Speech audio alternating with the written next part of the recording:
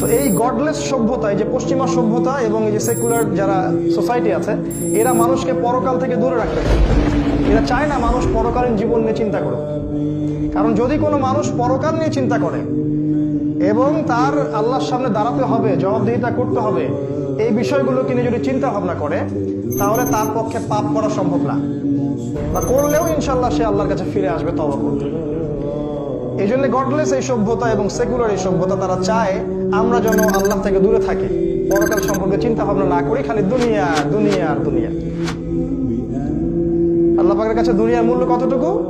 একটা মাছির ডানার চেয়েও কম।